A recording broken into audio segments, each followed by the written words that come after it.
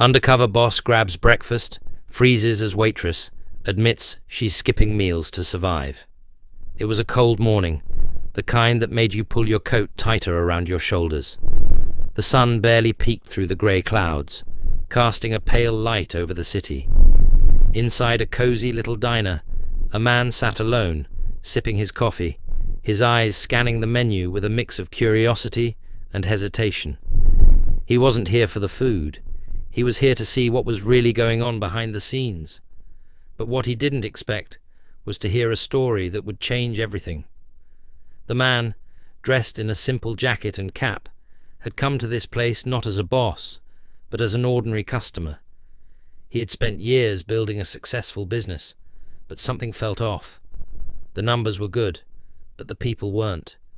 He had heard whispers of trouble, of employees struggling, of a place that once thrived now feeling empty. So, he decided to go undercover, to see for himself what was happening. As he sat there, the door swung open, and a young woman walked in, her uniform slightly worn, her eyes tired but bright. She greeted him with a warm smile, though it didn't quite reach her eyes. "Good morning, sir.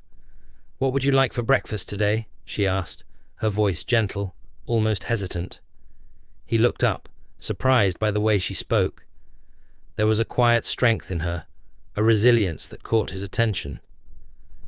"I haven't decided yet," he replied, trying to sound casual. "Do you have any recommendations?"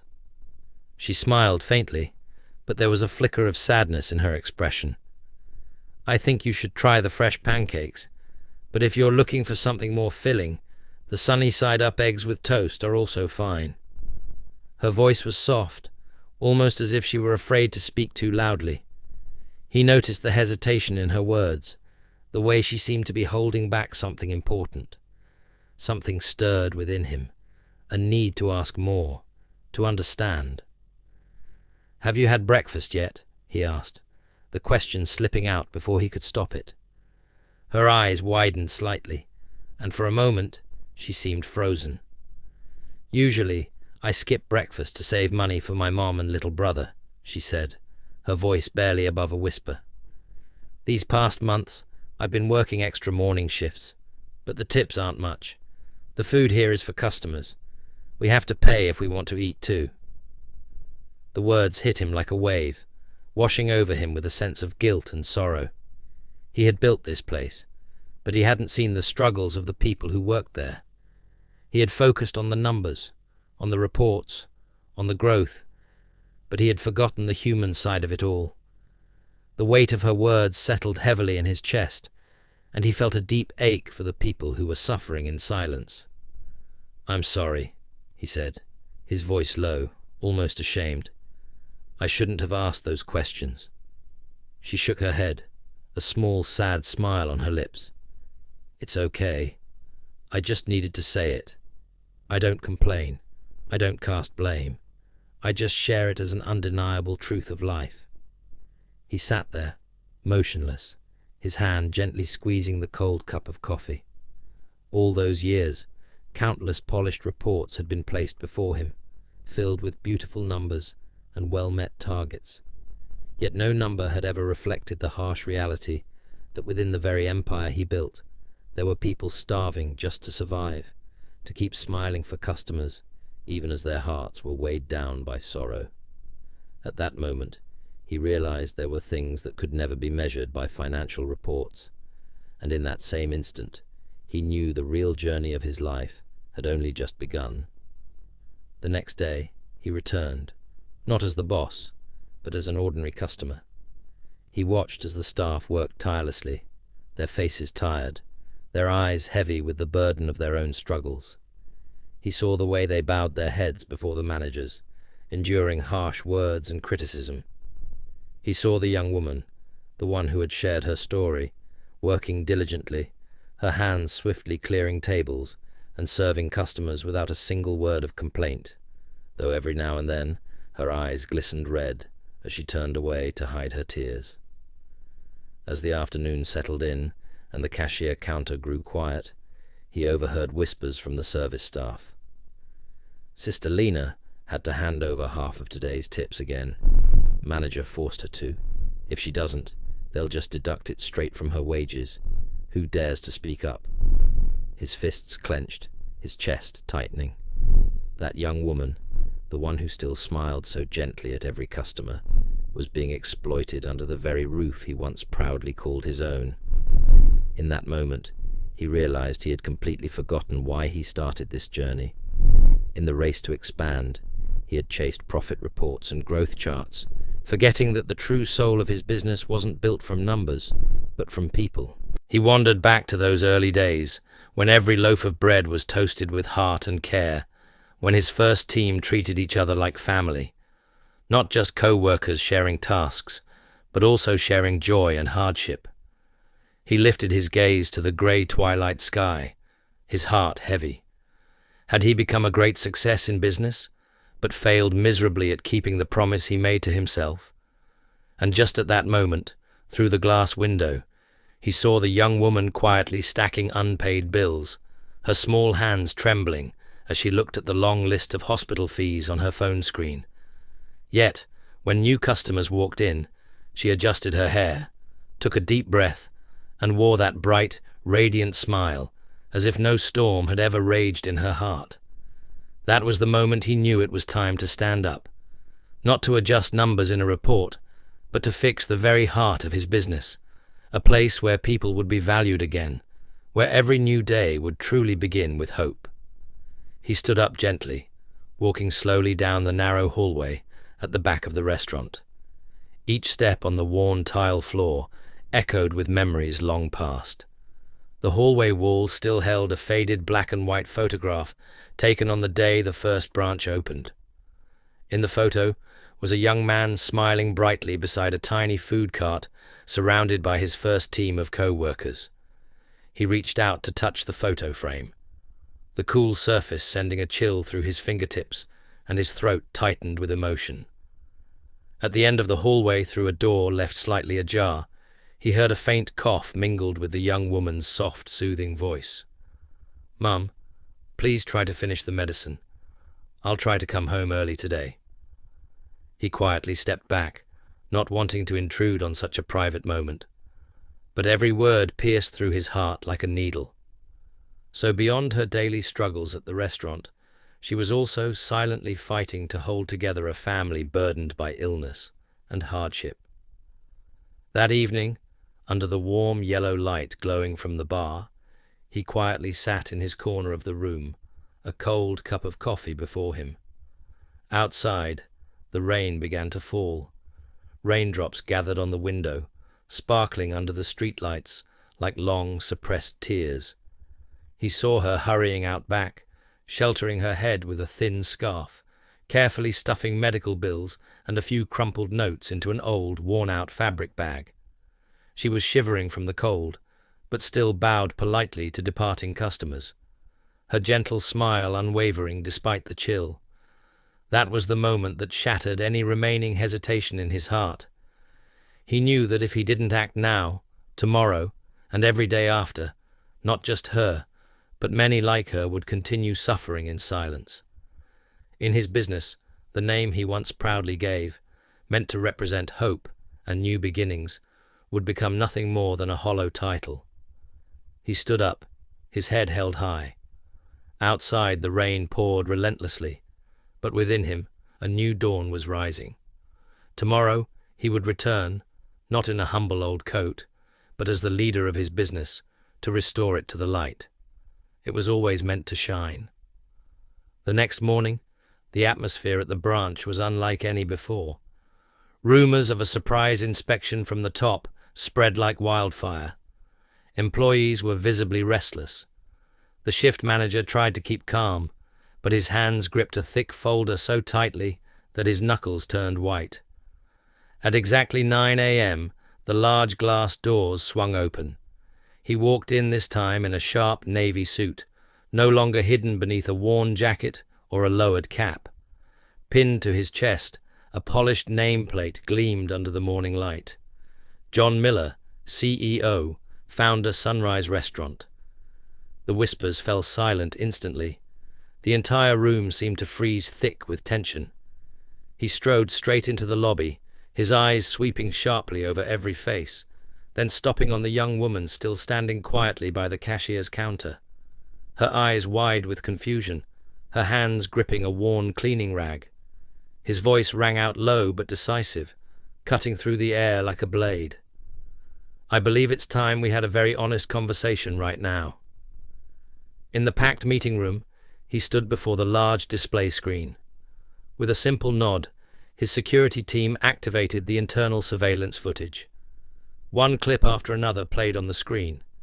The manager shaking hands with a supplier, accepting thick white envelopes right in the parking lot. The young woman quietly wiping her tears in the storeroom, her hands trembling as she held her mother's medical bills.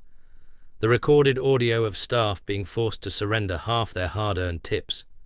"If you don't hand it over, it'll come straight out of your paycheck. Who dares to object?" The manager's face went pale, beads of sweat rolling down his temples. He calmly stepped forward, his unwavering eyes locked on the manager he had once trusted. "Gary, I once placed my trust in you. Do you have anything to say now?"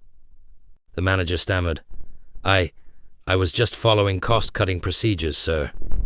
John clenched his fists, then slowly released them as he delivered his cold, decisive verdict.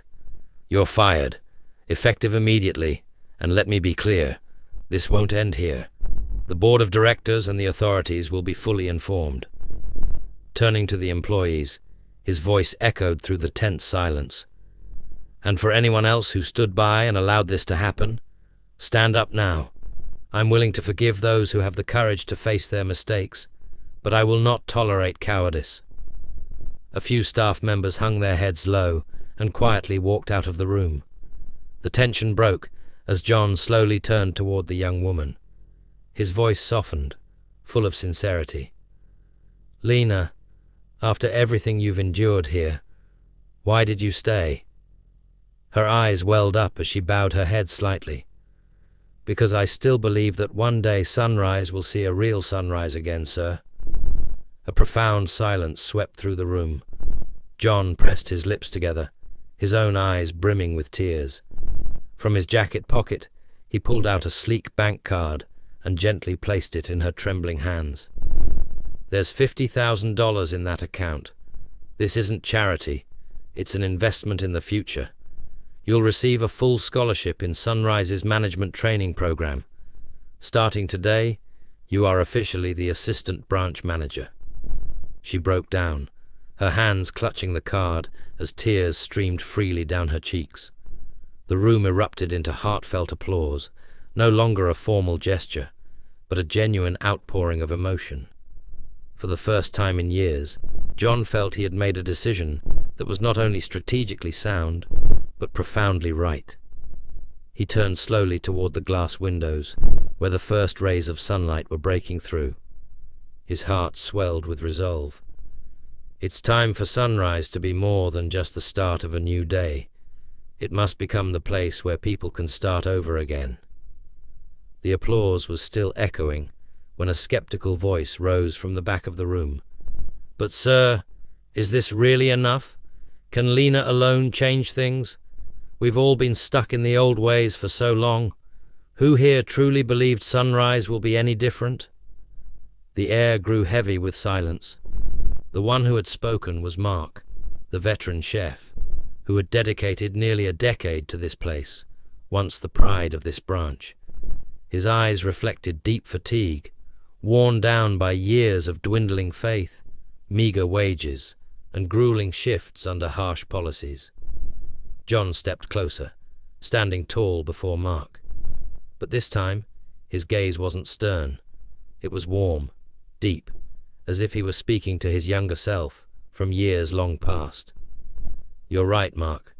One person alone can't change an entire system, but one person brave enough to stand up, to light the way, can inspire others to follow." He turned slowly, his eyes meeting every face in the room. "Today, I'm not just here to remove what's wrong. I'm here to restore what I myself had forgotten, the pride of being part of Sunrise. Starting today, everything changes. not just on paper, but in the hearts of every person standing here. John reached for his phone and made a quick call. Within moments, the senior HR team of the Sunrise Corporation entered the room, carrying new official policies and a comprehensive reform plan. The Sunrise Rebuild Initiative was announced, offering better benefits, higher base salaries, full medical insurance coverage, and an emergency support fund for employees in hardship. The tired sighs that once filled the room were replaced with relieved breaths, and something new began to swell within them. Hope, something they hadn't dared to feel in a long, long time. John walked back slowly toward Lena, now seated in a place of honor. Leaning down, he spoke softly, just for her to hear. "Lena, you're not just changing your own future. You'll be the one to bring the Sunrise back to this place."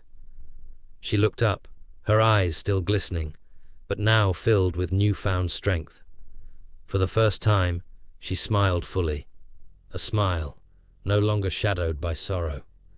The meeting closed with thunderous applause, shattering the gloom of all those past years. That afternoon, John stood quietly by the tallest window of the building, overlooking the entire neighborhood. Down below, Lena was outside coaching a group of new staff with precise, graceful movements. Her smile radiated under the sunlight, like a fresh blossom blooming after a long winter. And for the first time in years, the lights of Sunrise Restaurant didn't just shine with electricity, but with renewed spirit, with hearts waking up to a new dawn. John whispered to himself, voice thick with emotion. "This is the real sunrise I've been waiting for. The dawn has truly returned." On that final afternoon of the year, golden streaks of sunset stretched like shimmering silk across the wide glass windows of Sunrise Restaurant.